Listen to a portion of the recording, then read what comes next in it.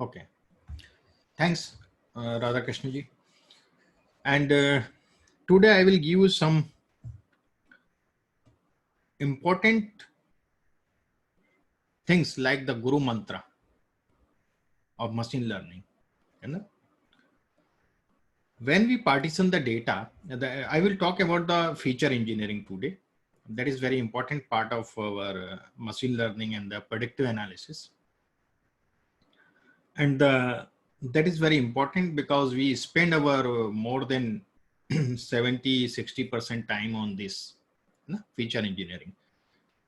If you have done this properly, feature engineering, then your model would be a good model or the best model, machine learning model. Otherwise, whatever you make, the algorithm is nothing. The algorithm is very simple for training the model.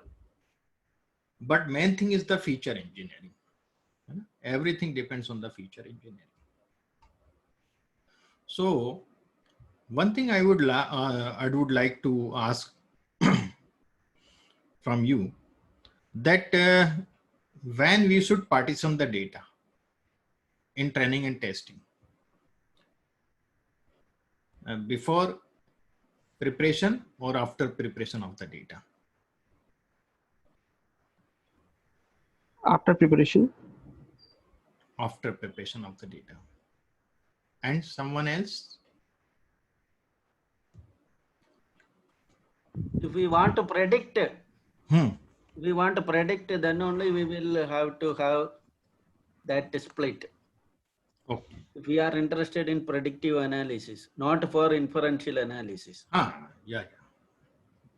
So first we prepare the data and the feature engineering we do, and then we split it. I think you all have this opinion, but it is just opposite in the machine learning field.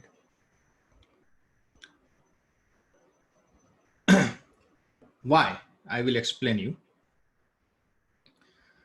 You have first prepared the data.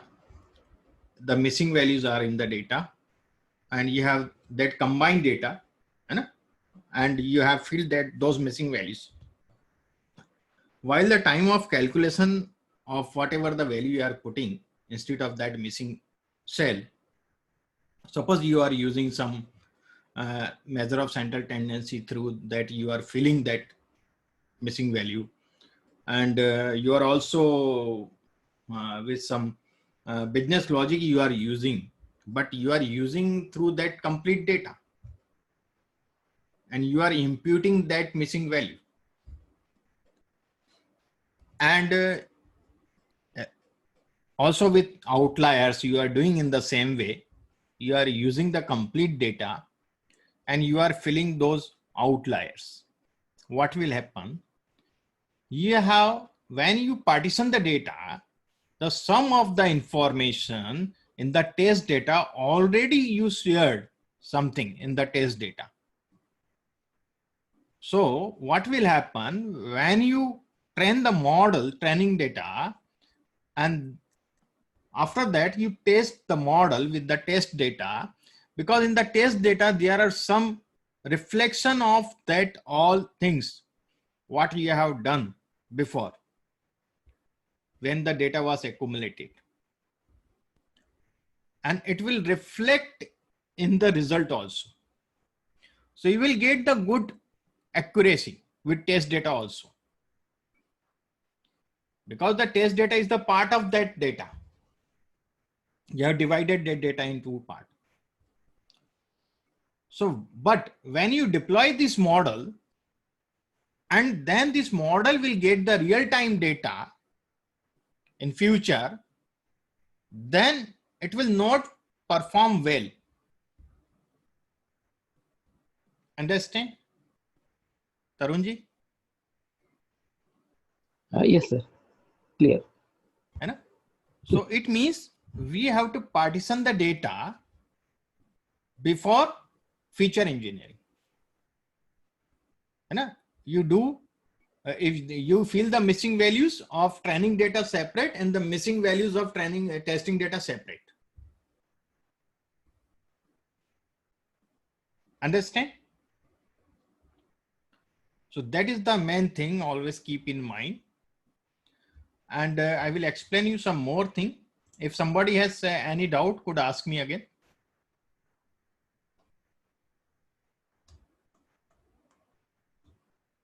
So, but I was thinking that we must do a little bit, few iterations to arrive at the final values.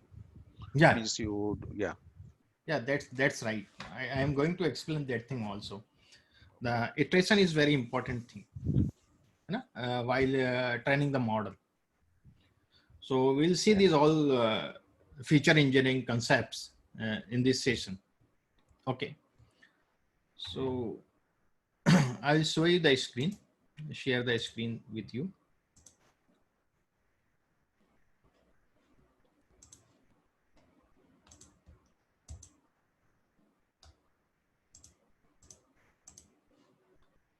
It is the part of basically the data preparation feature engineering.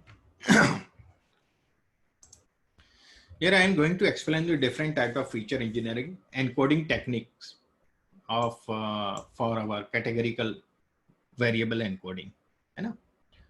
So what is feature engineering? I will explain you. First, somebody asked, what is feature engineering? Feature engineering is a process of using domain knowledge of the data to create features, the variables in a proper way to arrange them, that make machine learning algorithms work. Feature engineering is the fundamental to the application of machine learning and is both difficult and expensive. The need for manual feature engineering can be obviated by automated feature engineering. Okay, feature engineering is an informal topic, but it is considered essential in applied machine learning. So I am taking this one here. Why feature engineering is important? We see if feature engineering is done correctly, it increases the productive power of machine learning algorithms by creating features from raw data that help facilitate the machine learning process. So it is important. Feature learning is an art. It is not a science, basically. It is an art. And it's on you. How can you develop how can you create the feature and architect your features? For solving any machine learning problem, there are some steps that we have to follow. The gathering data and the cleaning data and the feature engineering is also a process one. Then defining model, then training, testing model, and predicting the output. These are all process we follow. Gathering data, cleaning data, then feature engineering, defining model, and training, testing model, and predicting the output. These are the process in the machine learning. Basically, all machine learning algorithms use some input data to create outputs. The basic concept is this. This input data comprise features, which are usually in the form of structured columns. Algorithms require features with some specific characteristic to work properly. So that is important thing. So data science spend their 60 to 80% or the 80% of their time on the data preparation. So most of the time you see the 60% time they use for the cleaning and organizing data, and building training data set. They use their 3% approximate is given here. Collecting data sets 19%, mining data for patterns 9%, and refining algorithm 4%, and the other 5%. So in this way it spends their time. Now we see the encoding is very, very important feature of this feature engineering. Okay. So what are encoding techniques and types of encoding techniques we will study here. In many practical data science activities, the data set will contain categorical variables. The numeric variable, there is no problem for encoding. These variables are typically stored as text values. Since machine learning is based on mathematical equation, so it would cause a problem when we keep some categorical variables, as we have seen in the linear logistic regression. Many algorithms support categorical values without further manipulation, like the decision tree and the random forest.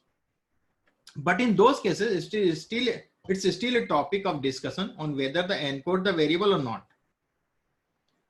The algorithms that do not support categorical variables, in that case, we left with encoding methodologies. Okay, like in the linear and logistic regression. If we talk about the encoding methodologies, as we have done the dummy variables for that, the similar type, that thing. One is the nominal encoding and the other is the ordinal encoding. So we have the two types, ordinal and nominal. Nominal encoding, where order of the data does not matter. Okay. In nominal encoding, we have various techniques like the one-hot encoding, what we generally use, one-hot encoding with many categories. The mean encoding is also there. And the frequency encoding also we use sometimes. And mean encoding and the proportion encoding are the same thing. What we have done in the linear regression and the logistic regression, we have done this. Ordinal encoding, where order of the data matters. Okay.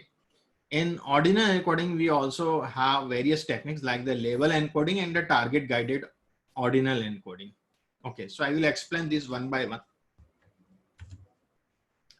You see the encoding methodologies, the categorical, nominal, and ordinal. You see the nominal, they are the pen, pencil, and eraser. So we couldn't, there is no order. We could write pencil one and the pen later and the eraser in this way, cow, dog, cat in this way. Ordinal data, excellent is then good and then bad. And the excellent, good, fair, bad. In this way we try. Fantastic, okay, don't like. So this is the order we have. I talk about the one-hot encoding. Suppose we have a one model. I will share this PPT with you. I will not explain this all. If you say I could read this one. In this method, we map each category to a vector and contains 1 and 0. So I will explain you this. It would be better whether reading this. So we have this user IDs 1 to 6, and the column is the gender, which is a categorical column. There are male, female, the transgender are there. So as we have already know that we do we make the dummy variables. So dummy variables, and the first number is the male, female, and the transgender. 3 categories we have taken here. One I have crossed. I will explain you why we crossed it. So first first is a male. So I will give 1 to male and 0 to female and transgender. Similarly, second is female. So 0 to male, 1 to female and transgender 0. Third is also female. Fourth is transgender. I will keep 1 here. And fifth one is the male, and sixth one is the male. So whatever the categories we have the 3 categories here, male, female, and transgender, or we just take the n-1 category, n-1 dummy variables. So we will cross anyone, we could leave anyone, either we could leave the male, female, and the transgender. There is no specific rule which one you have to leave for the base category. Okay, so transgender I am giving in the base category. Generally we follow that the wherever the low frequency, we give it the we take that as a base category. Okay, in general it is not a rule, it is my opinion. It is bad. I like that thing, the low. Second is the label encoding. In the label encoding, you have the education of the student, that the UG, PG, and the PhD, UG, PhD. We know that here is some sort of order. UG is number 1. It is the having low salary. UG undergraduate will get low salary. PG will get more salary, and the PhD will get good salary. So I have given as per that this label encoding 1, 2, and 3. So this is the label encoding we could give in this way. It is the decreasing or increasing form. Okay. This is a label encoding. Now the frequency encoding. So it is a way to utilize the frequency of categories as labels. Okay. How do we have this, suppose A, B, C, we have 3 categories. And here you see A is 4 times, B is 3 times, and C is 2 times. So it is 4 times. So I will we have a total 9 we have observations. Here you count, if you count 1, 2, 3, 4, 5, 6, 7, 8, 9. So I will divide 4 by 9. Out of 4, 9 is there, so it is 0.44. So wherever A, I will write the encoded feature 0.44, 0.44, 0.44, 0.4. Wherever B, I will divide B is 3 times 3 divided by 9 and the 2 out of 9. So some people use this one, encoding of the category levels of features of value between 0 and 1 based on their relative frequency. Okay. So it is that the feature encoding, it is also, we say it is the frequency encoding. Next we see there is a mean encoding or target, which we have followed in, we have done this in our logistic regression model. Encoding the proportion, I say it is the proportion encoding. Basically it is the mean encoding, the target encoding, but I give the name that is a proportion encoding because we get the proportion there. So mean encoding and the target encoding is one popular encoding approach followed by the Kaglers. Kaggle users mostly use this one. Mean encoding is similar to label encoding, except here labels are correlated directly with the target variable. So whatever the target variable we have, according to that we do it. Okay, if you say I will explain you with that data also, I just take that data and I will explain you. I will explain it. For example, it mean target encoding for each category in the feature level is decided with the mean value of the target variable or the training data. The advantage of mean target encoding are that it does not affect the volume of the data and it helps in faster learning. So I explain you this. So it is here we have this our data set, and it is the hot, cold, very hot, and very hot and warm in this way. There are the colors. Colors I am not taking. I am taking this temperature, and this is my target. Okay. So target is 1 and 0 is the binary, basically, as we have seen in the logistic regression. And mostly we do it the logistic regression or the multi categorical also we use it. So what I am doing, I am taking the hot one how many times? No, yes, 0 is no. So cold how many times? Yes, cold 1 and cold both time cold, yes. And if I see about the hot 1, then here also hot 1 and there also hot 1. So 3 times. We have actually hot, we have 4 times, but 3 times it is yes. Very hot, if we see it is 1, it is the 1 time and it is yes. And warm, you see it is 1 hot, 1 yes and 1 no. 2 no and 1 yes. Warm. So it is the 1 yes. So I have written here. Here I am writing the total. How many cold are there? So there are 1 and 2 cold. How many hot are there? So 1, 2, 3, 4. Very hot, we have 1 only. And the warm we have 1, 2, 3. Now we divide this yes by total. So we are taking the proportion basically. They say it is a mean. Okay. So it is the just like a proportion we are taking there, the yes and no. So it is the yes 2 divided by 2 is 1. And 3 divided by 4 is 0.75. 1 divided by 1 is 1. And 1 divided by 3 is 0.33. So we have got this. And we keep it in this way. So whichever the category have the same proportion, we accumulate it. But here it is not reflecting in a proper way. I will explain you with some R example, so you could understand it better. It is very important. This we use many times. Sir, first table was given or how did it? First table, sir. What? Sir, first table, sir. First table, temperature 1, target 1, sir. How did you get it? That's Was one. it given? Yes, sir. This Yes, is the Given. target variable is given to us. This is So given to 1, us. 0, 1, 0. This table is given. Given. I will Yes or explain no you like with that. Yes or no. yes and Target no. variable may be yes or no. Yes and no. May be 0 or 1. So I will explain you just wait. I will explain that. We see practically. Don't worry.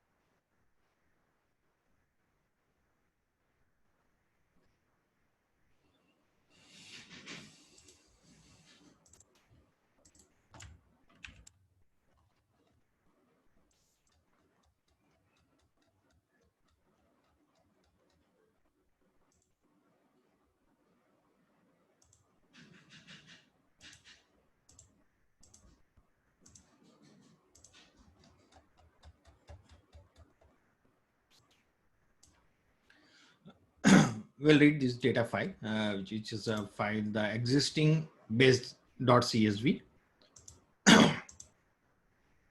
There are 10,155 observations, 32 variables we have. And we are using the dplyr library for data manipulation, and the glimpse is the structure of the data set.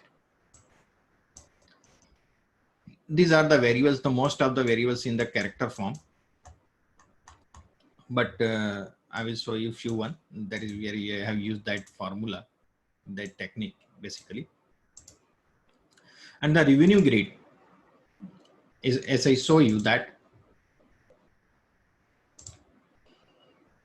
in the revenue grid, you will see that I will show you that column also. That is the target variable we have, revenue grid. It is the target variable 1 and 2. First of all, this we have to convert in 0 and 1. Okay. So what would be 0? 1 would be 0, the 2 would be 0. We have to see that thing first. So we see the table. So we see 1 is 1086 and 2 is 9069. So I want to convert, I want to 1 remain 1 and 2 be 0. Okay. Because yes will be very low always in this sort of data, the revenue grid like. So revenue grid equal to 1 and the remaining will 0. Okay. So as dot numeric I am doing it. So you will see if I show you again the table of this revenue grid. So you will get it is the 0 for 9069, no, and the yes is 1086. So now I show you this again. So you will get here the 1 and 0. Okay. This is our target variable. What I would like to explain you, the first variable is the children. Or we know that children is the 1 children, 2 children, 3, 4 plus and 0 children. So 0 I will convert in 0, numeric 0, and I will just want the first character. Here the plus I don't want, so I just write the substring children 1 to 1. They start with 1 and end with 1, and then I convert them in numeric. So this was the we have done earlier. Now I am talking about the edge band. Okay. So edge band, what I have done, I have not used that technique, but where I have used, I will explain in that one. Proportion table where I have used. So this is the proportion table where we use it. I've used here. So what I am doing here, I am taking a proportion table. Okay, taking the proportion. This one is for the proportion row wise. Okay, I will explain later.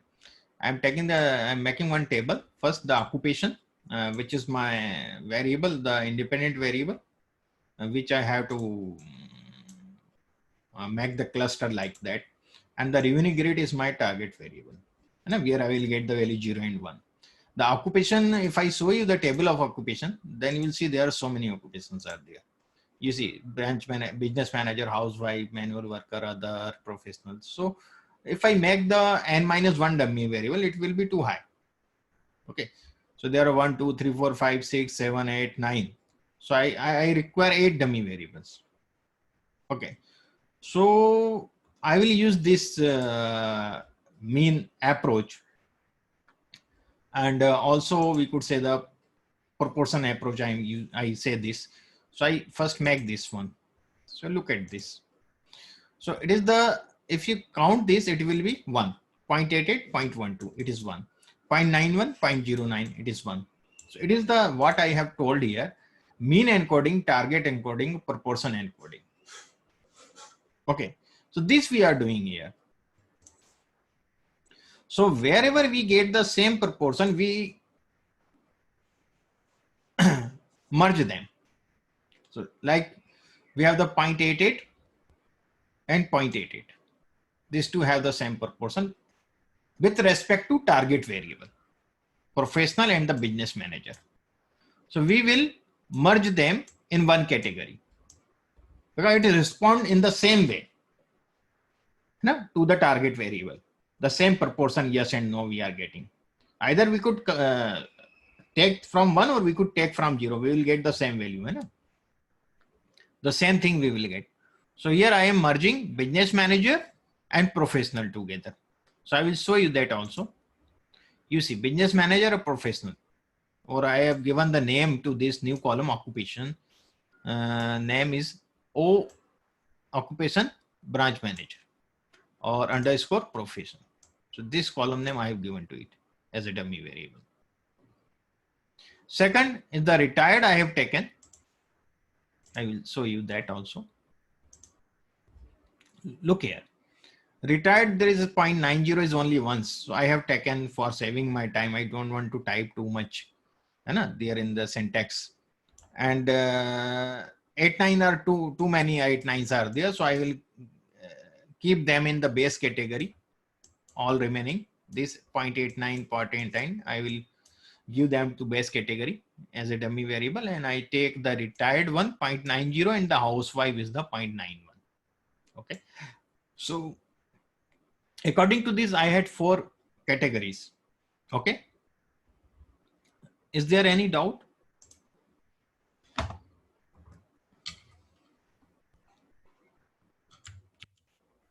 In the first category, if we see, so we have business manager and professional.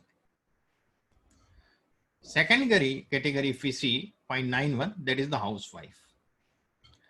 Third category, if we see, which is 0.89, manual worker, other, then Yes, sir.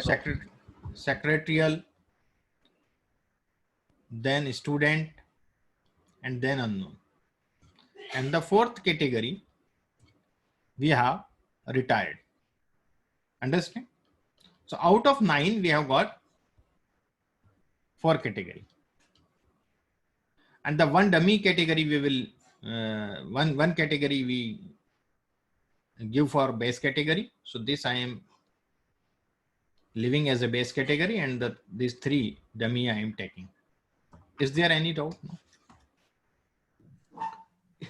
Interpretation will have problem here. Interpretation is always problem. Because you are mixing with the student and worker also, not Yeah. worker also. That is why if we will have inferential this thing, it will have problem here. For inferential, but we are learning this about in the perspective of machine learning, the feature engineering. So inferential, we will have some scientific approach we have to use for that. Inferential, we will use some other approach, but for machine learning, we could apply this technique. So here I have mentioned that if you see here, the types of cross validation and this everything I have written for the machine learning only.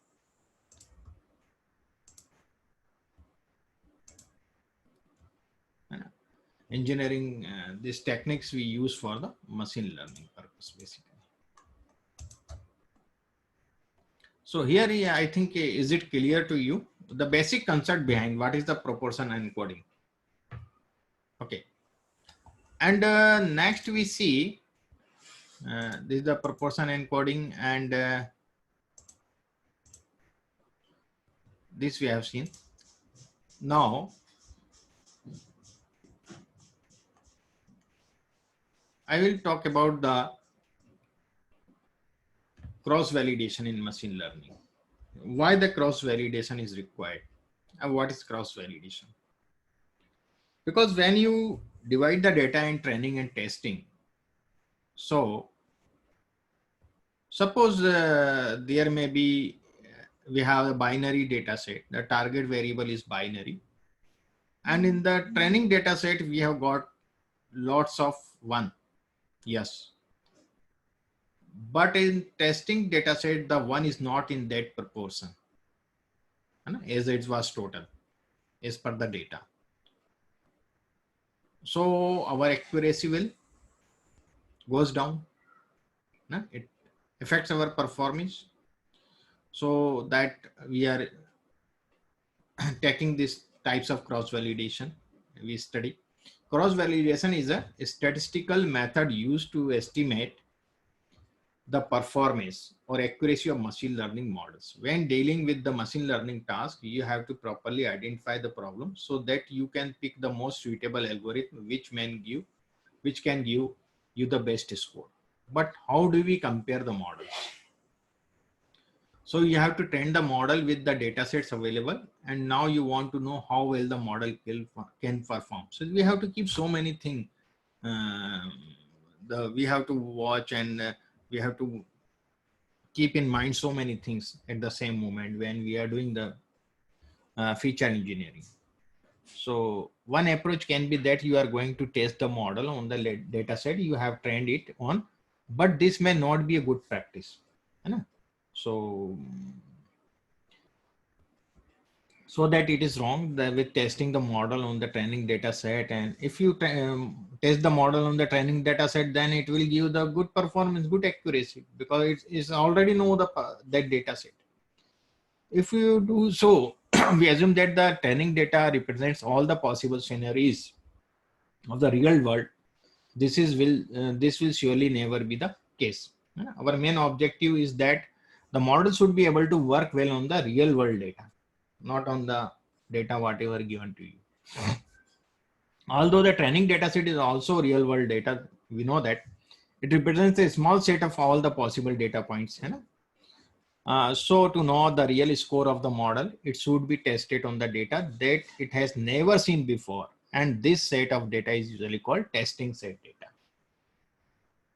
But if you split your data into training and testing data, are not we going to lose some important information that the test data set may hold? Sometimes it happens, as I explained you. So now we see the different types of cross validation. So types of cross validation, if we study, there are different types of cross validation method, and they could be classified into 2 broad categories. One is non-exhaustive and the exhaustive methods. And the non-exhaustive one methods are the cross validation method, as the same name suggests, do not compute all the ways of splitting the original data. So we see the fold-out method, k-fold cross validation. We used k-fold in the decision tree, and the stratified k-fold cross validation. I prefer stratified k-fold cross validation. And the hold-out method we used in the most of the cases in the linear regression, in the decision tree, the training data set and the testing data set. We divide in 2 parts. We train the data with the training data set, and then we test the data with evaluate the model with the test data set. That was our hold-out method. No need to explain this hold-out method. Everybody is already aware about this. The k-fold, as I explained earlier in the decision tree model, we take so many iterations of this. As per the fold we make, as per that we use the iterations. We are making the 5 folds, we take the 5 iteration of this. We divide the data in a different fold as per the data size, the k fold. Suppose we have the 1000 data set, data in a sample size, 1000 data. And we divide it by 200, 200, 200, 200. The 5 parts randomly. Once we divide it and we take the first part as a keep it beside, and remaining 4 parts we use for the training purpose. And after train the model, we test with this 5th part, or the first part we have here kept. And the next time we allocate this second, and remaining we will take for training. Third time we use this one as a test, and then this one. So it is the same data in the all parts. There is a 200 observations, whatever we have taken will be in the first part always. The second part it will be the same. Third part it will be the same. So in this way. So this is a k-fold cross validation method. Okay. And what happens sometimes in the k-fold cross validation, suppose the few features are in this test data, and some of the good features of, suppose the ones are here, too many ones are, yes and no, we are making the sum. So in the test data, there is so many ones of the some particular variables are here. But here in this data, there is no that ones are here, not much quantity. So this may affect the result. We get the average of this all, then finally so it may affect our performance and the accuracy. So k-fold cross validation, we use the stratified k-fold cross validation, where we take the variables in the same proportion we give to each category, and each fold we give the same proportion of everything. Where the proportions are same, so it will give us the proper way. And exhaustive methods if we talk about, so this is the leave p out cross validation, the leave one out cross validation. So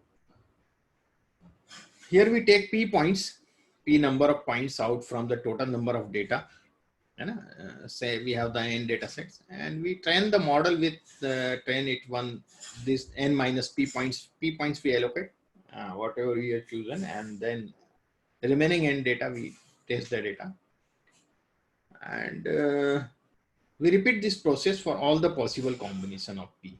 Again we take p points from the data, and remaining points we create randomly. We take always p points, and then we use in this way, or it will go iteration. We do the iteration of this. Then to get the final accuracy, we average the accuracy from all these iterations. Okay. So this is an exhaustive method as we train the model on every possible combination of the data points. Remember, if we choose higher value for p, then the number of combination will be more. And we can say the methods gets a lot more exhaustive. So it is if you have a large amount of data, then it is not worthwhile. The small data we could do it. Similarly, the one out cross validation, it is just like that, but we keep only one observation out from the data. And the remaining observations we do the train the model, and then we test for that one observation, cross validate it. And then we keep out the second observation, then we make one iteration also, and then third, and then fourth, to leave one out cross validation. That is no good for a small data set, but not for the big data set. It will take too many time the process. Also take the space of these all things. So performance will decrease in this way. Here I explain the p is equal to 1. We have n number of combinations we will get here. So there is a rolling cross validation we use in the time series. Time series data, it is different. We could not divide the time series data in the partition, like a training and testing. Can we divide the partition the time series data? Yeah. Do we have any method to divide the partition, to partition the data? Time series data?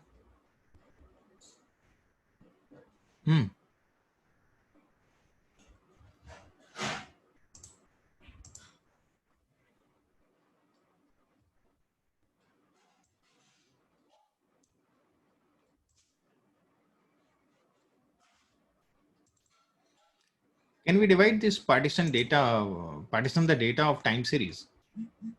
Time series, I think we cannot do No, because sir. we No, have could not. different time. If you will divide into to part, then some time will not come in text data or training data. Yeah, So it will not give the correct trend. yeah.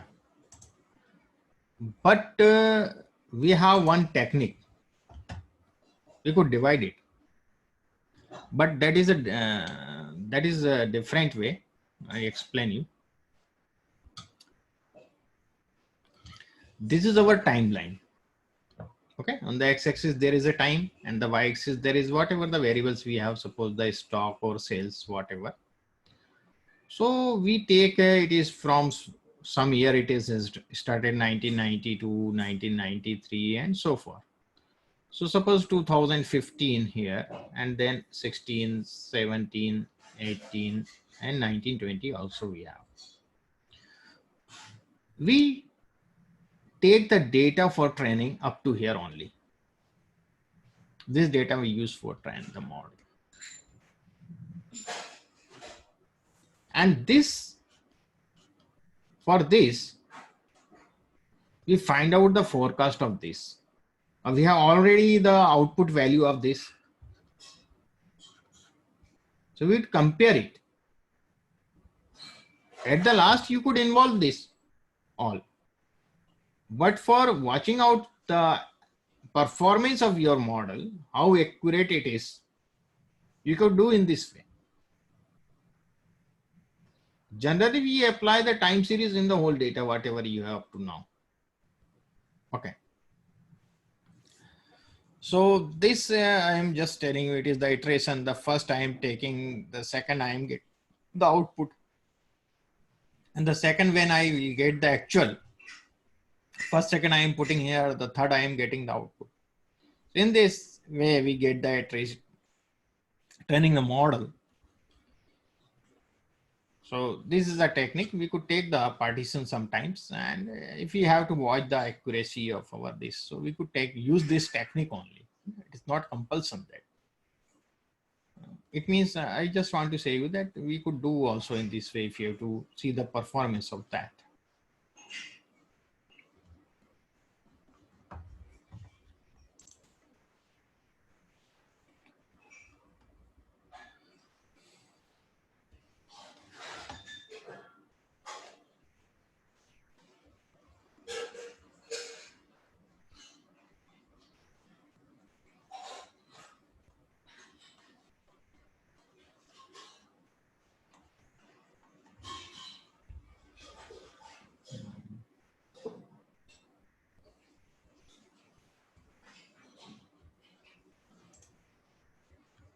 So this was all about the feature engineering.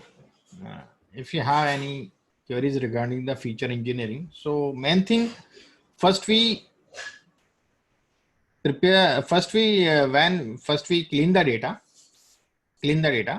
I'm not talking about the filling the missing values and these all, just cleaning the data.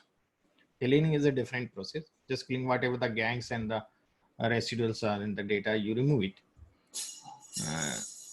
When you clean the data, then you partition the data in the training and testing.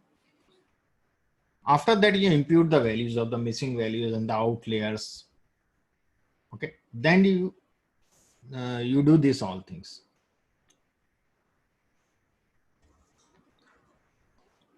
So it would be better, I think. And the cross validation, as we have seen in that partition, one hot encoding we have to use, then use in training data separate. So it would be better. Your information will not be shared with the test data if you do in this way.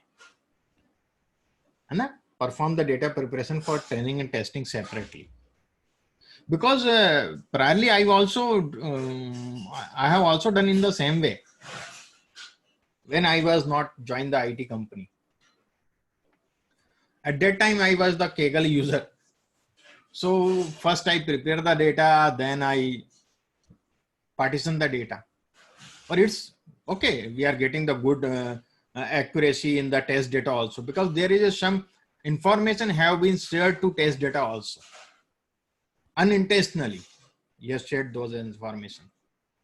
So that is good for your competition or these things. It is good. It will give you the good output and you will be on the top on the Kaggle list. Oh, your accuracy is very good. But the way is wrong. When I joined this IT company and when I trained one model and we deployed having very good accuracy with test data and we deploy it.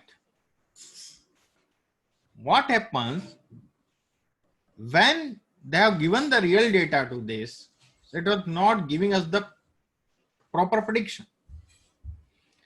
Then I realized, no, there is some mistake in our process somewhere.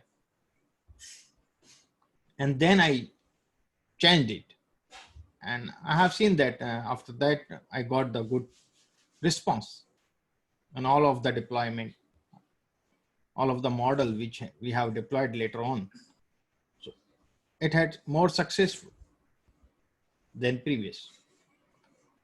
So this we have to keep in mind. You see also the companies also, the data scientists who knows these all things in some of the companies, they send only us the training data first. They say you work on this, you train the model on this first. And the test data they send later. After getting the all information and you have POC, you have sent to them, we have prepared this data and this all, and this is our model. You send the in RDS format and then they will send you the testing data. Okay. So then you test it. So there is no any reflection of test data in the model.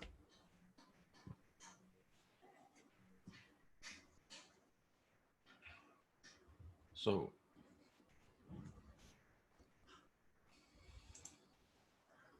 sir, a quick question here. yeah. So when we are getting the test data, so we are okay. You said that we need to clean the test data as well initially, right?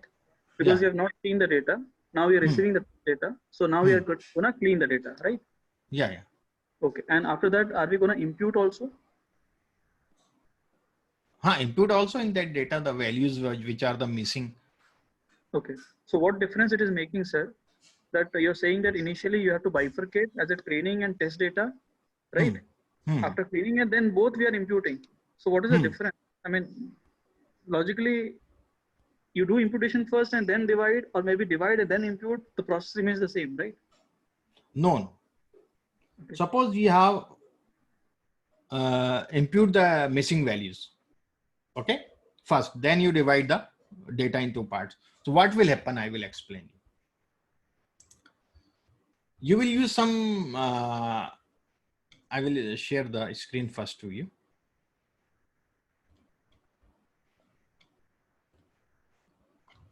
Whatever the variable, whatever the data you have, you will calculate the mean of whole data. And you have here somewhere missing values. Okay. So as per this mean, suppose as per the mean you are putting here.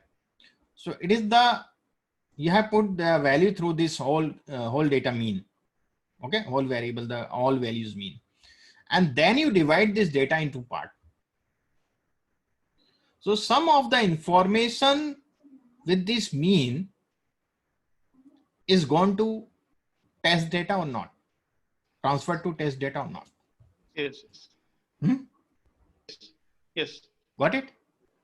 So some of the information you have unknownly you have provided already to test data, which the rule is that the data which could not be known, previously known by the by the model, but model is little bit aware about that data. Understand? Yes. So whenever you input this test data in your model, trend model, so then it will give you the accuracy, good accuracy or not? Yes. Good accuracy. है ना? So it is the overfitting or not? Yes. Yes. It is the overfit. Or when you give the real unknown data in that 10 model, then it will not give you that much accuracy in the real time scenario. True, sir. So that is the thing. Understand, sir? Yes. Sir. So isn't it a good idea that we don't impute and we directly check on it? Because the real data which is coming, it is also coming with the same nature, same characteristics. Yeah. Because they will send you the test data. Na? Later, you will fix the features. I'm The saying data that. should be in this format. You will decide the format for the data. No, sir. I'm asking one more thing here. Yeah. If you're getting a test data and we Mhm. don't impute, we directly check on the model, because this is what the real-time data will also come in. Hmm. Right? When the Yeah, real-time data is coming in, we are not going to clean it. We are just going to test the model. So is Hmm. it not a good idea to not even clean the test data and just check on the model? Without cleaning, how could you test the model? I mean, the accuracy might be at an impact, but I mean, Suppose you have to convert some particular column in a dummy variable. Uh-huh. Yeah, you have got that data, real time data, or there is a categories. But in model, you require the dummy variables. Okay, got it, sir. Correct. Okay, so you have to pre-process this thing, or Yes. otherwise you have the portal, like you have apply this model in a portal, and there they will feed the value. So that is okay. There is a pre-processing. We have already used all the algorithm of the pre-processing backend. So whenever Correct. you fill the value, the drop down menu is, suppose we have the UG, PG, whatever. So later we will make the dummy variable of this all, suppose hypothetically. So, but if you drop down menu, select someone, then it will later it will pre-process through the algorithm what we have set in the backend. Understand? So here you input whatever the things in the text message or the drop down menu or the button, whatever we have used for the variables, different variables. Then it will pre-process and it will then input in the model. And then it will provide us the output. Correct. So I will show you, I think I should have here also that Shiny app I have developed one. I see whether it have, I have, then I will show you that. How does this model look like?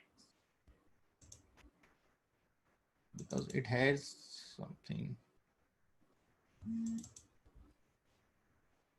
Okay, I will try. No, it is the visualization only. I want for the predictive modeling.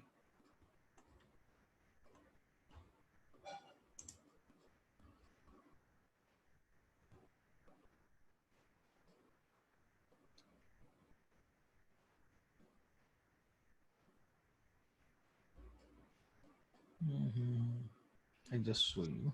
On the last logistic model with Shiny. I will show you this one. Just a moment.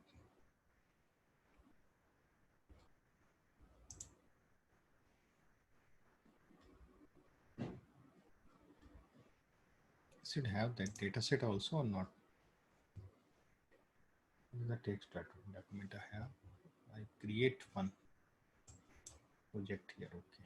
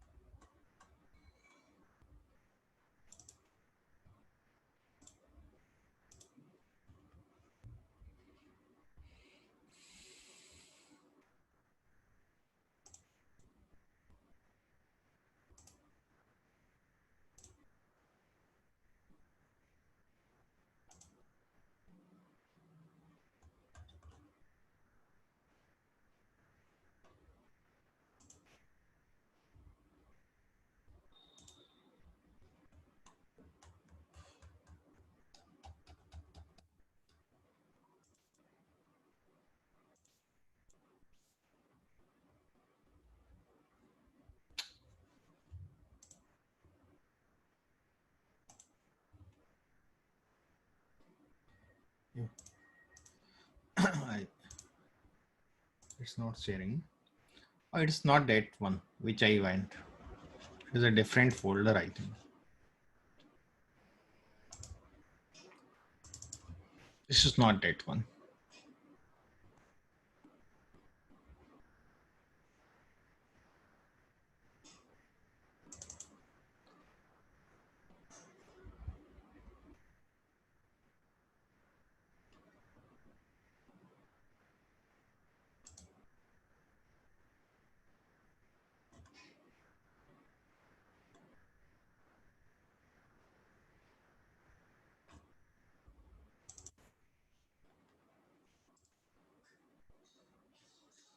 Just I see I have written somewhere that is Shiny logistic regression model was there. It was not logistic, it was a linear. I have one, a linear one.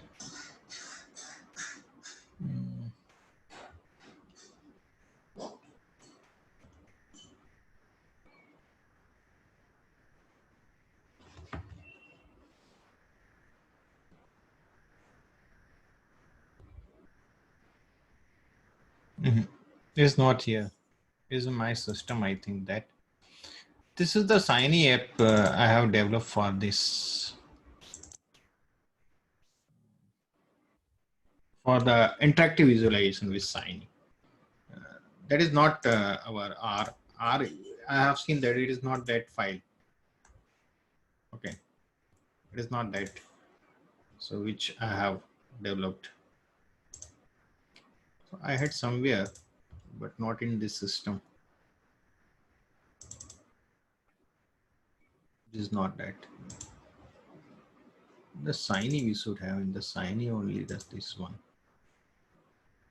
Journey analysis PCA and detect card code and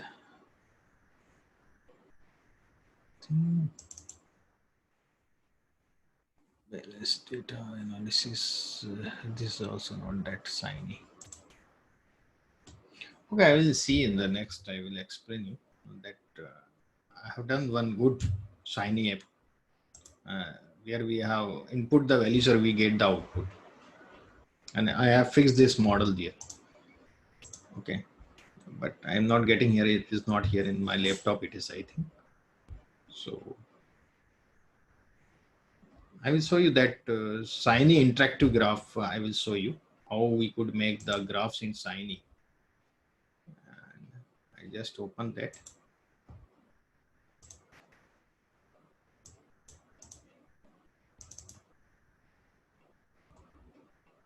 Shiny.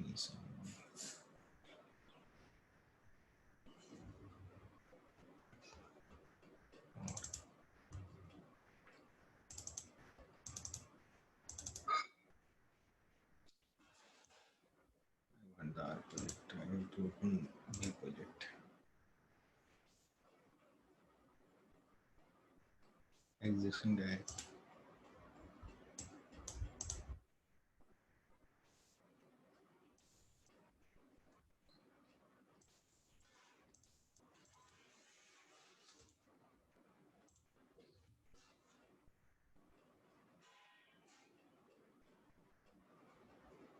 Okay. So I will show you this empty cars visualization with R with Shiny. So the script in the Shiny, Shiny is a app we use for the interactive visualization of the data, and here we have to use the user interface and the server side. Both work we have to. The coding is too much here in the Shiny. So people don't like it because of too much coding is there. We should have the knowledge about the server and these all codes little bit. So I just show you how does it work. Don't go in the deep. I just run this app. So you will see it.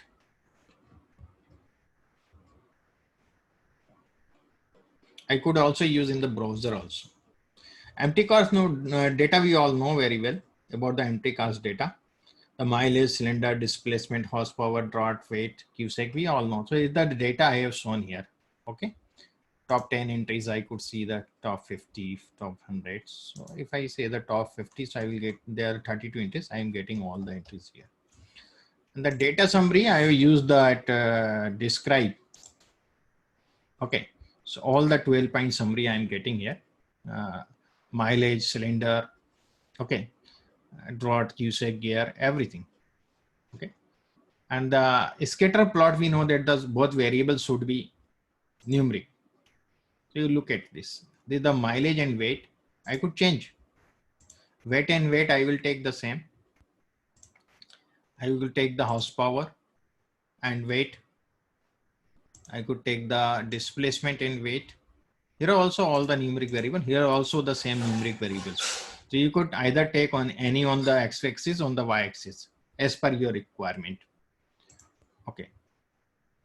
There are some more things I have to do at this. We could change the color and this all, but I have not done that thing.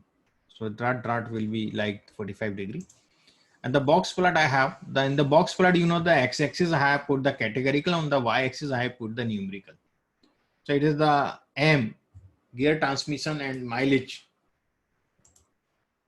I could take the weight also, horsepower, with respect to gear transmission. With respect to VS, also I could take. With respect to carburetor, I could take. With respect to gear, I could take. With respect to cylinder, number of cylinders I could take. This is the box plot. So these are the interactive. Okay. And this is the mileage histogram is for the continuous data.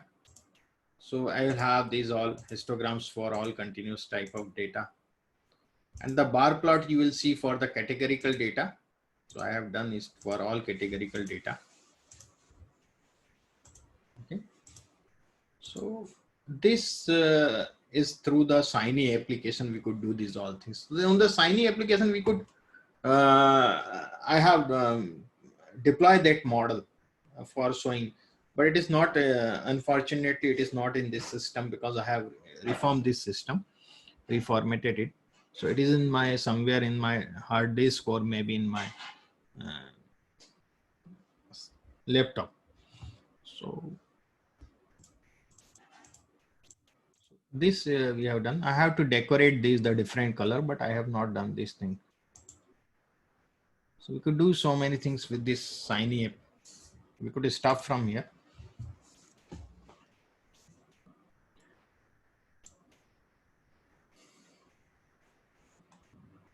Still I see, just a moment, I just search in my hard disk so we could get, so I could show you. We have a time.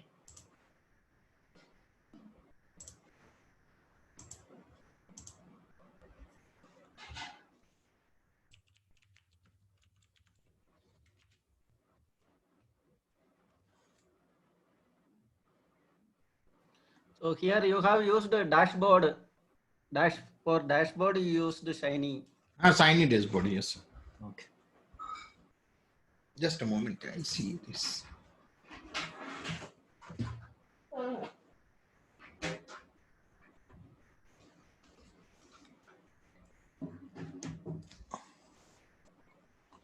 I just use my that. Okay.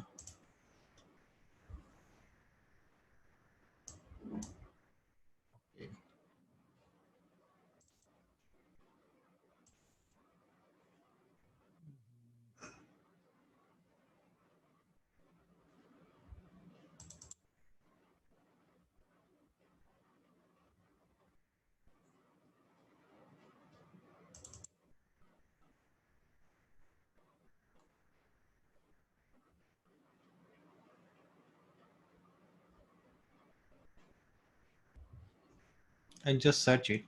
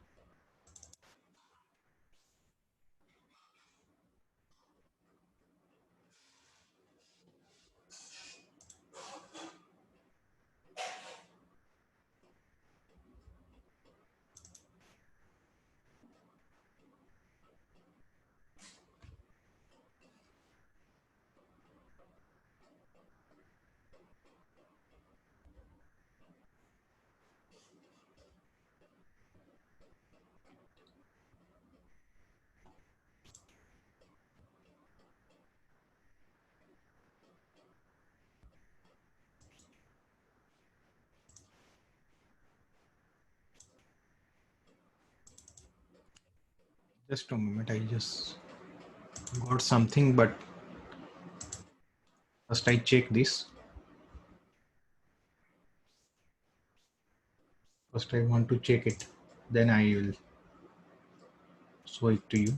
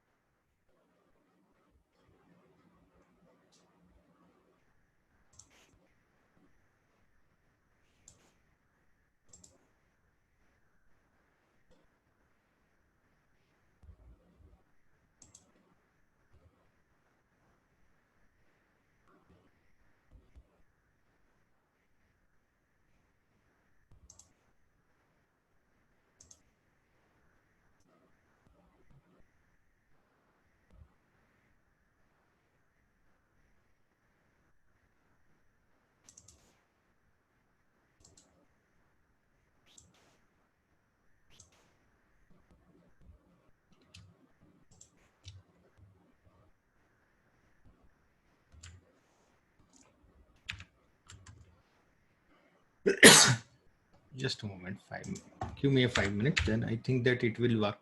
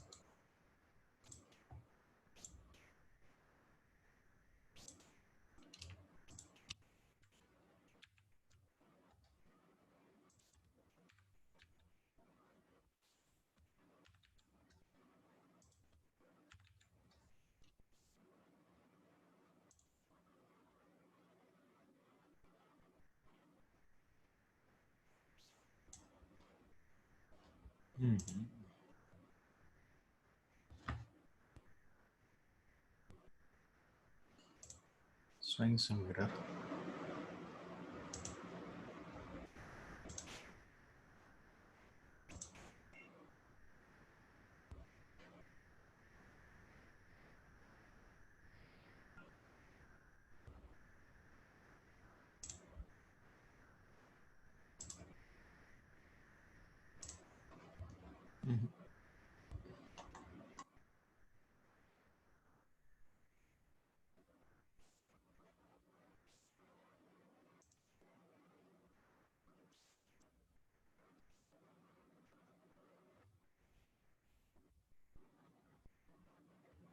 Just getting it.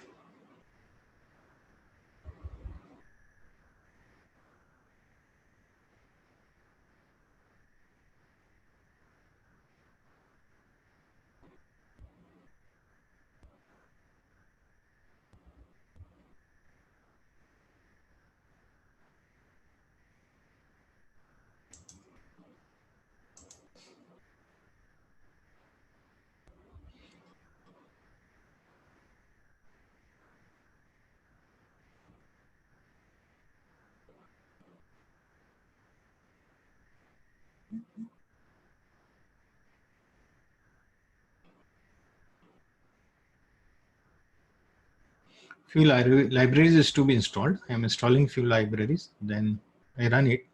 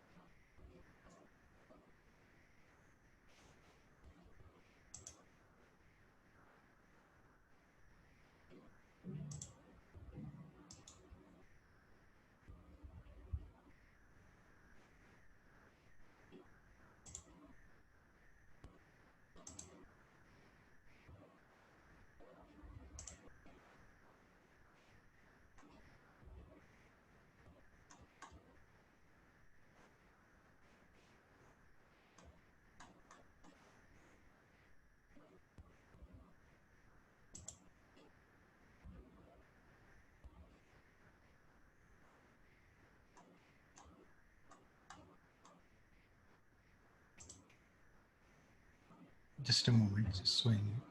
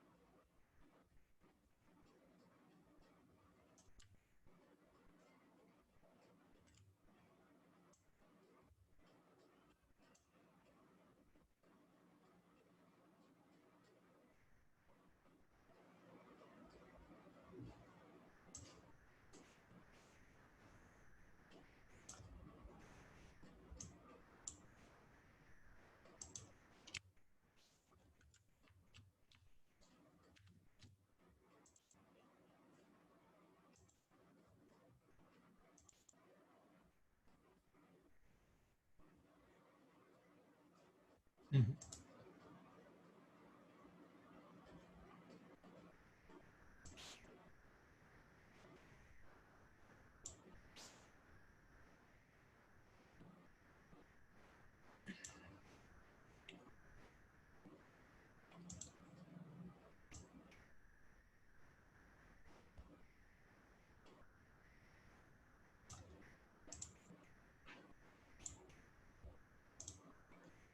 Just using some.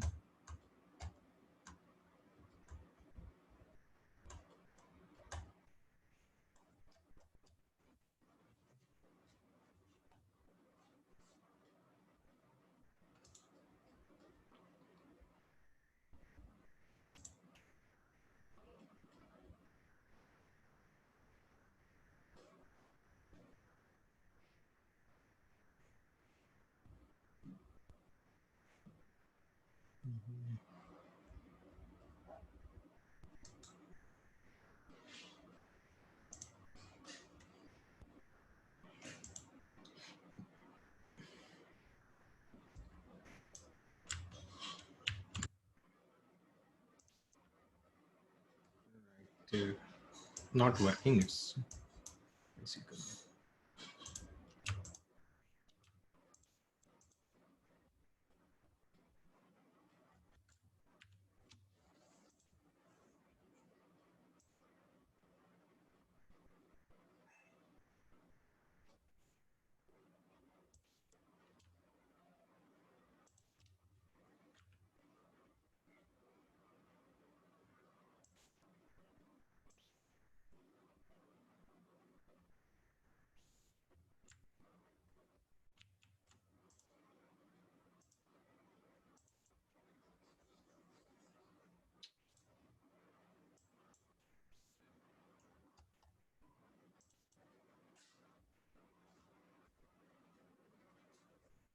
Mhm.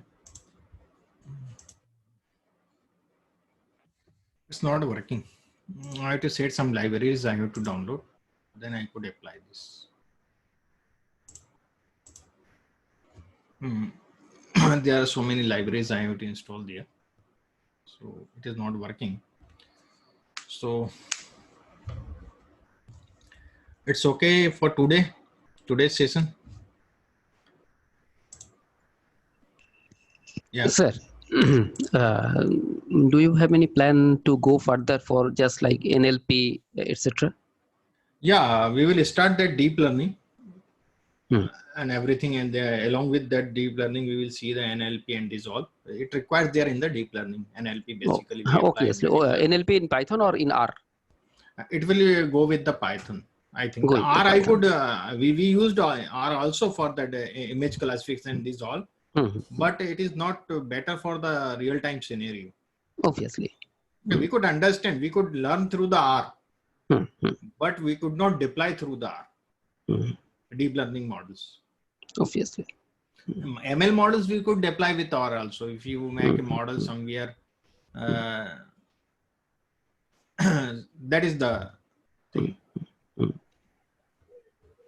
Okay. Sir, can you please show something like a API from where we can get the data online and then for our analysis purpose?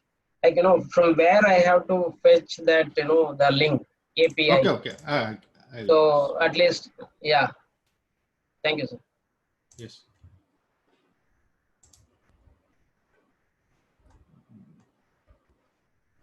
Just a moment.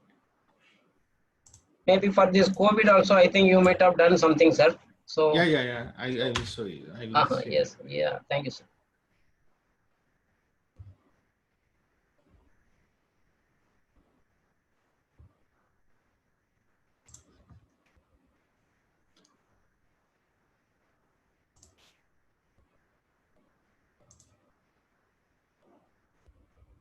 I'll show you the APIs, the COVID data APIs you want to use. So Okay, sir. I will share my screen with you first, and then how we could get it.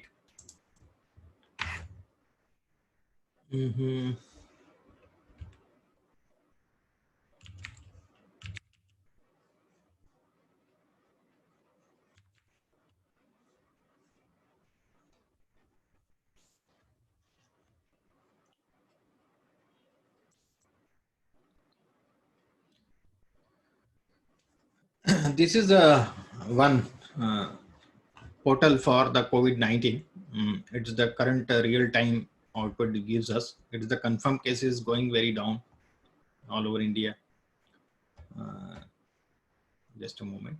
Why it has gone?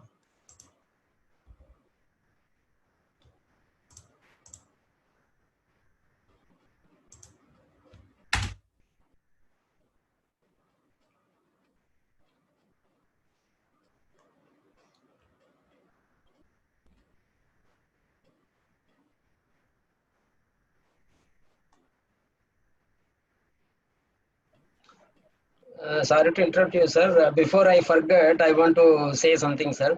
Today you have shown some dynamic, the dashboard through Yeah. Shiny. So Yes, sir. can you share that R file Yeah. also, sir? Yes, If sir. you Yes. don't mind. Yeah. I will share. No problem. No problem. Acha, sir. Yeah. I will, Thank you, sir. Thank you. I will share it. Thank you, sir. Okay. So you see, these are the APIs. Okay, sir. So they are the APIs in the JSON file, JSON format. Few of the API. You could also, they have also API for in the CSV. I will show you that also. So Google Sheets in CSV. If you click here, then you will get these all CSV file of the APIs. Raw data 1, it is the till 19th April, then 20 to 26th April, then 27 to 9th May. And this is the data. August 22 onwards we have here. Okay. But So how you went there?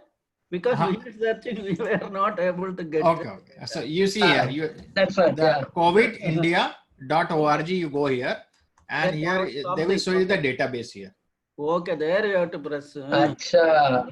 You will click here, and then these are the JSON file.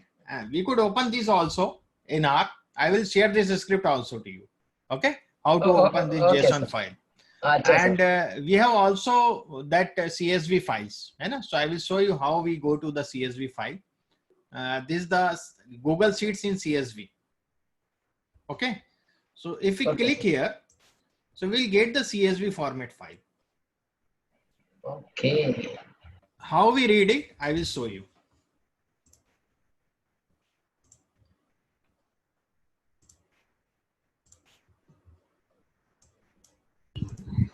Sir, can we convert JSON files into CSV file? Yeah. We could read there. I will show you that all thing I will explain. I will share this code also. This script also I will share with you. Okay. Okay, sir. Thank you.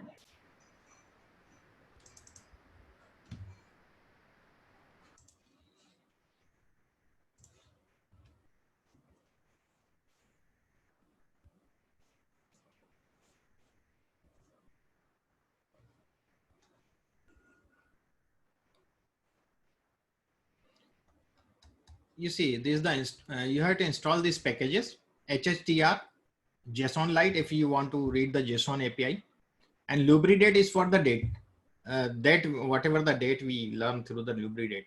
Okay. So this I have used is Lubridate for library for the date, whatever the time we have to work with the time. So these all three libraries will run first. Okay.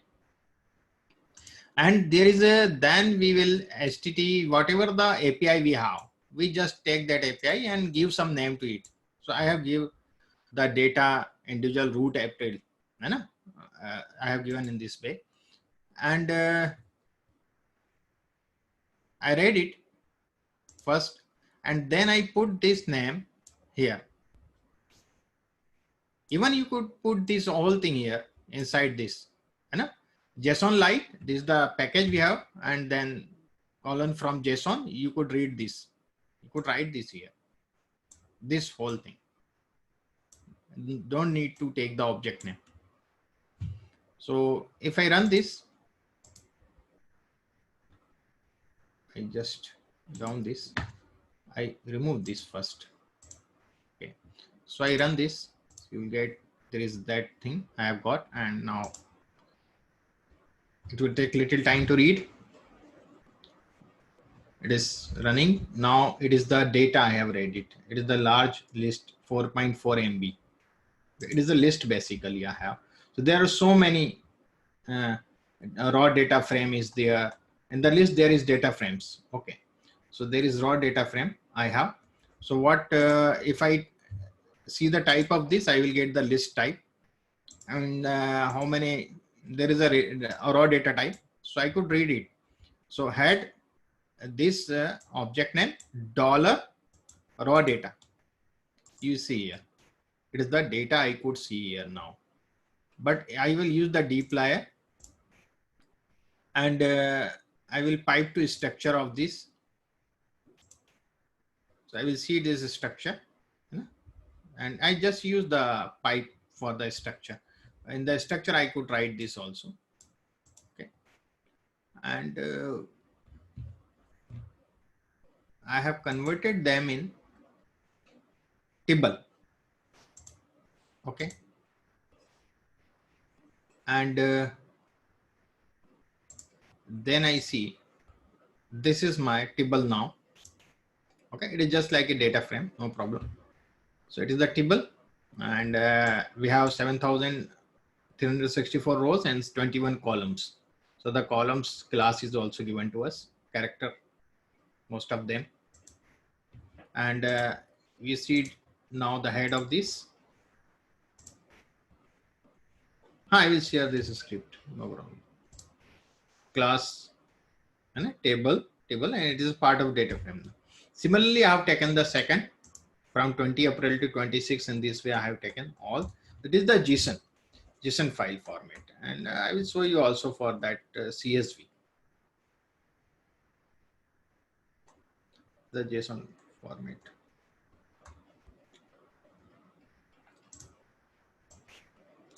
Now you see for the CSV. See, to read the CSV is very simple. As we read.csv, and just copy paste that URL from there. You will get it. So it's very easy. I just read MD1. Okay. So I will show you the MD1 here. Where is it? It is here MD1. So it is the data frame basically. You could see here. This is given to you. The total tested, this much, take total tested, positive, negative, unconfirmed. And few information, the seat is too much, but they have not filled all the information. And this is the source from where they have got this information. And the test per million and the population and everything they have given here. And then we, I will show you that where is that, this much. And this all I have read here, MD2, MD3 in this way. Okay, sir. And then I merged it. I will show you that file should be there for merging.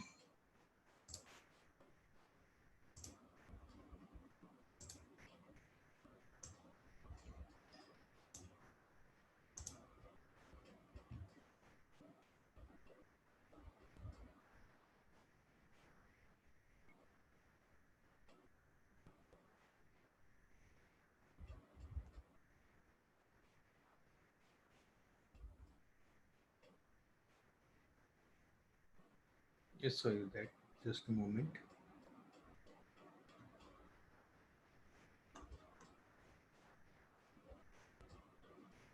There's so many things I have kept in this. I have one more. I will explain you. There is one library R head in R we have where we will get the real-time data. There is no need of these APIs. And I will share this also. You could go through this, and I have merged this also all in the some script I have. I will show you that script where I merged all. Just a moment. I will show. .r COVID-19.r. I have merged here or not? No, here I have not merged. Later I have merged in somewhere.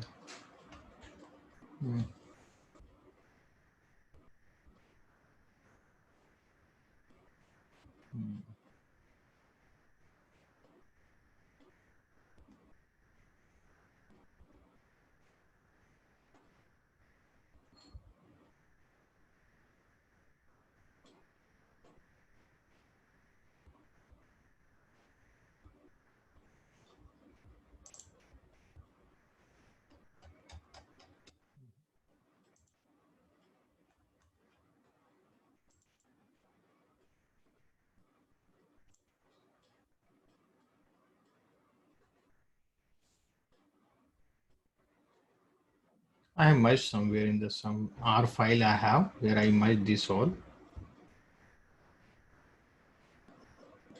But still I am not getting. I am show you this one. I will show you this one. Where is that?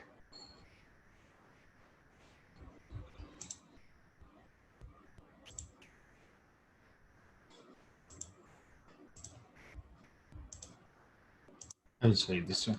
This is a COVID-19.analytics one library. You install it. You will get this is through the GitHub and this all, and you will get all the data here, real-time data. Okay, sir. So you will get all data, whatever you want. Okay. The worldwide data is here in the COVID-19.analytics. It is linked with real-time APIs. Okay.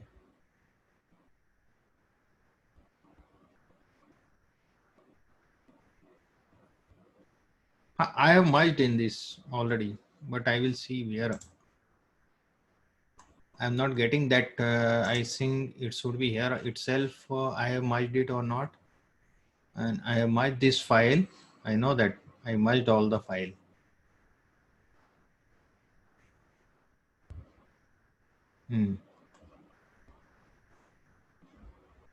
Just a moment.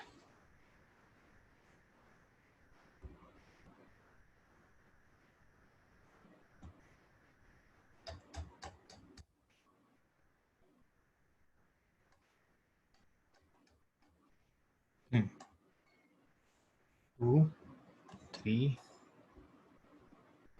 4, 5. Okay. I have merged here itself. No problem.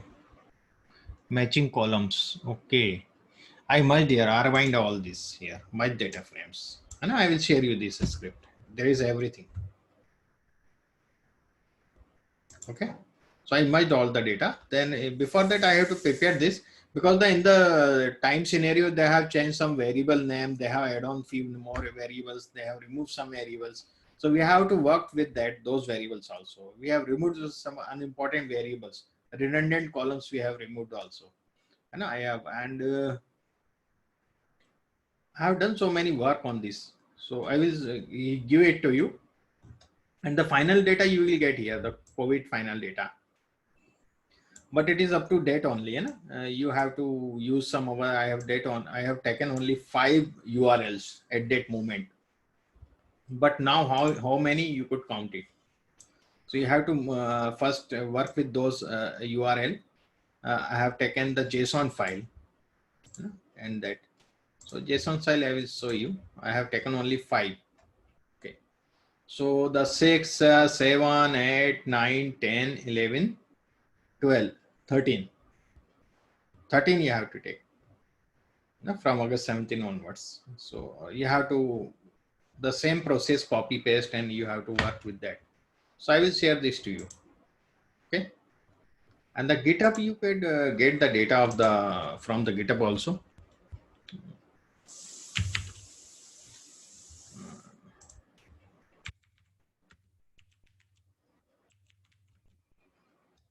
But just you, it's very simple nowadays. Just you type this and you will get the GitHub data set. So many you will get here. Archive data, case COVID data. If you open this, you get this all, and daily reports. Here you will study something, then you could download it. And here you see CSV 11 hours ago, US and the global. US and global both time series are there. If you want to download the global, you could download the global here in your system. Is the global. This is the day wise they have given 22 120 and 23 120. It is the 23 120, 24 120. This is from January. Okay. And there are how many lines? 267 lines are there. And this is very big data. It is not showing all here. And you could download it.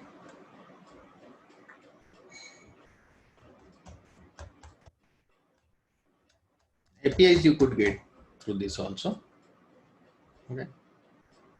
So go to file, you click here.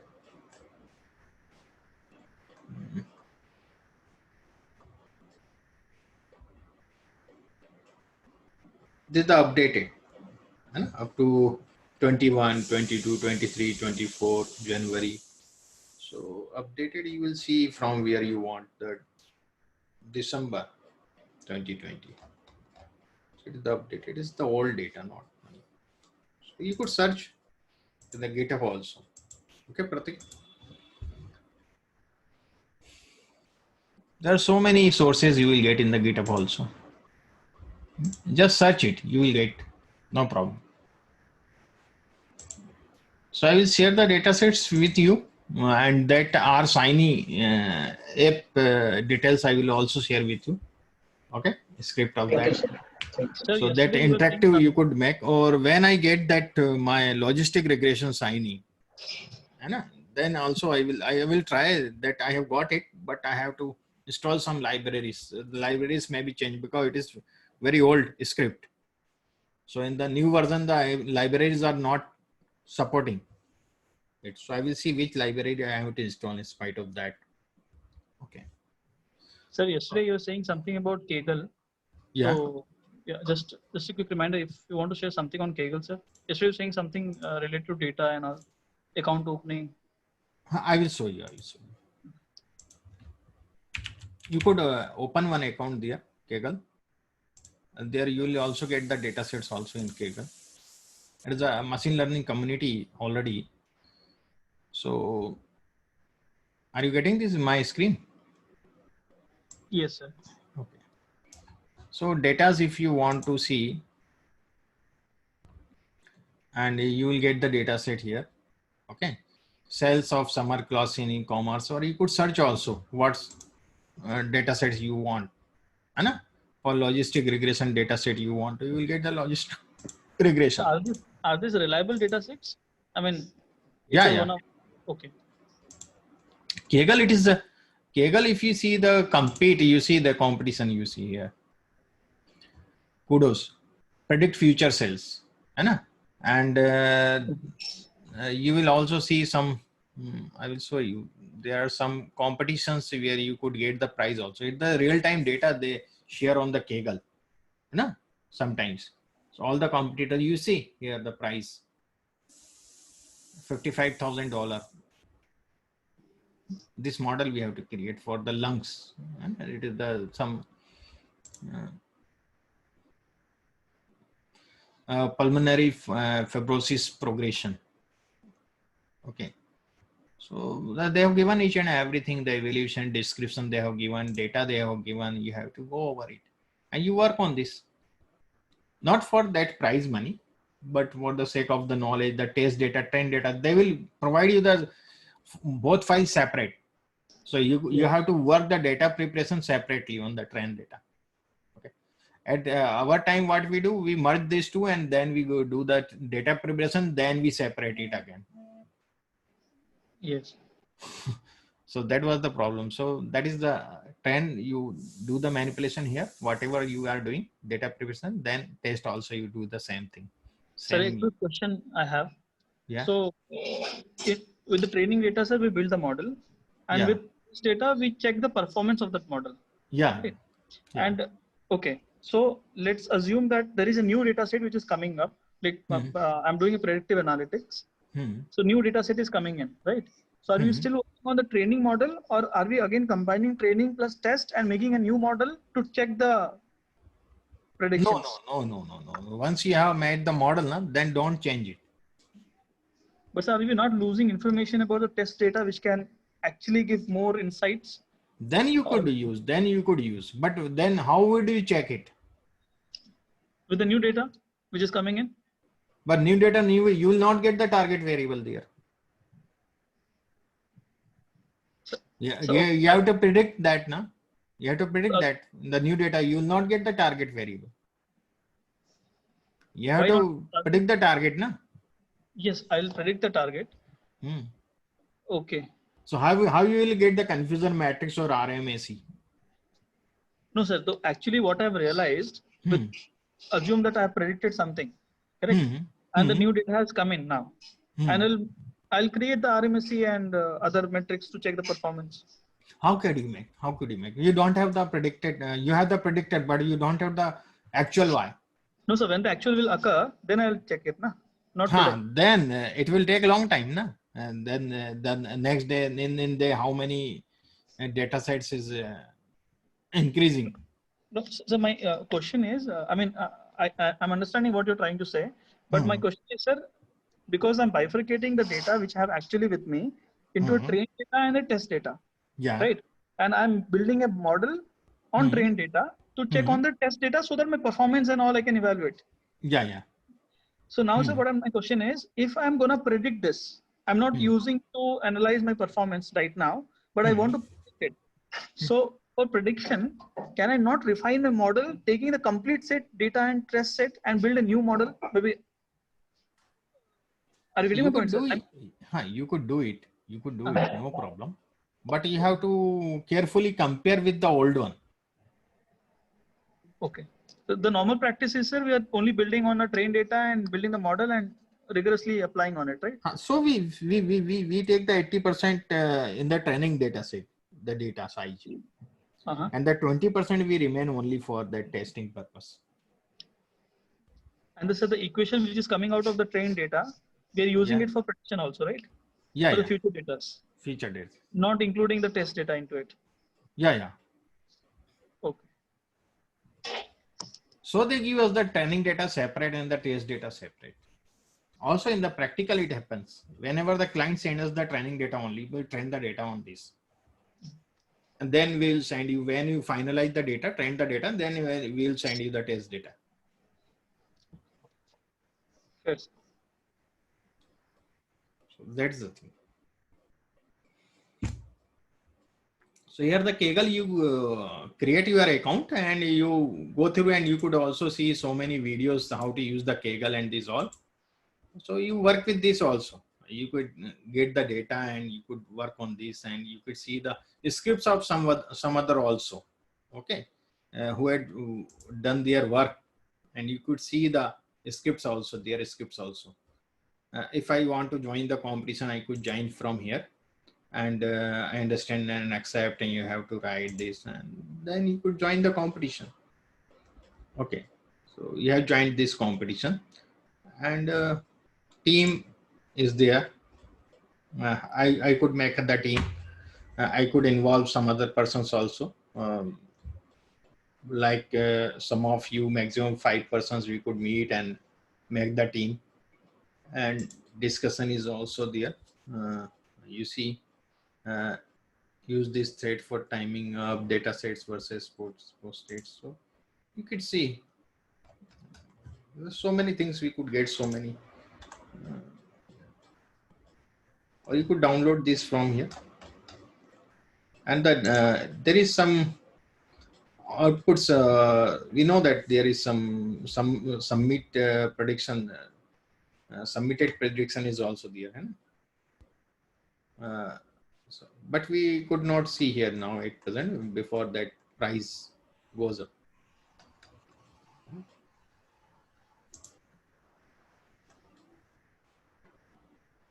Here I will show you the house price and what is the investment technique. Then you will see here is the rules team later discussion of data. Submission, submit predictions is not there, but I think the predictions it shows also all the few who submitted this.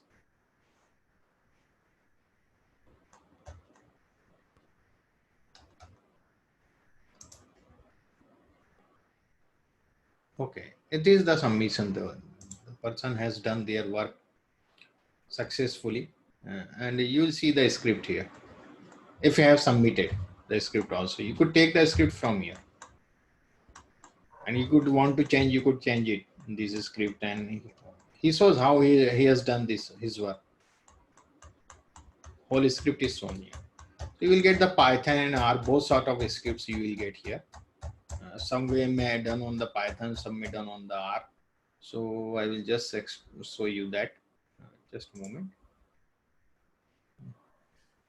You see here. So it is on the Python. Some may be on the R also. RMD, it is the RMD, the R. RMD, the R markdown. And the what approaches it has used and everything you could see here. The Python RMD. RMD format file is they have given. So this is the RMD, and through the R, they have used the R. No, it is the R ports, you know that. You get all the scripts here. So it is very useful. The Kaggle and the GitHub both. The Kaggle is more beneficial to us. GitHub have its own important. So thanks everyone. I think it's okay for today. Thank you so much, sir. Thank you, sir. I just want to tell one thing. We want some reference for all these things. If we are not able to get a PDF or something, we can give some reference for whatever we have learned. So that if we want, we can just go and consult that paper or whatever. Okay, that one thing that then we are learned several things for testing and dividing the data into test and train data. Different time, different way we have split the data. But why we are using that type of thing? Because sometimes we will use by proportion wise we are dividing, sometimes by number wise we are dividing. Then yesterday you are generated 1 and 2. Then you are checking with the data. If it is 1, you are taking into different training data and test data. Which one we should use that to split the data into test and train data? Okay, it's because it is a subjective matter basically. It depends on our experience and knowledge. It is an art basically when we do this sort of activity. It is called art. And that the feature engineering basically is an art. So when you do the work with a few data sets, then you could easily select the thing, what approach we have to use for this particular variable. How could we find this? How could we do the dummy variable of this, and which approach we have to use for this? So when we work with the data, then the data teaches, and data itself says what is to be done with it. So I will, in spite of that, I will share so many things. I will share. Don't worry, sir. I will share some papers. I will take out from my laptop, and I have the papers there. Some. Reference also you can give if paper is not there. Okay, I have that in the laptop. Then I will search it out, and I will give you the. Surely I will give you within 2 days. I will provide you whatever I have. Okay. So.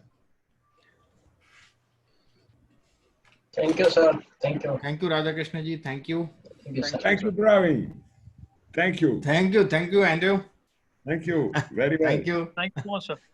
Thanks. Thank you very much. Thank you, sir. Okay.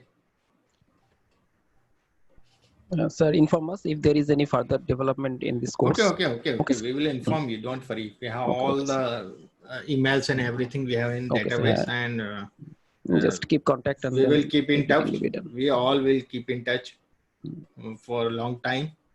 Yes, thank you, sir. Okay, Surajji. Okay. Thank you, sir. Nice. Thank you. Thanks, everyone.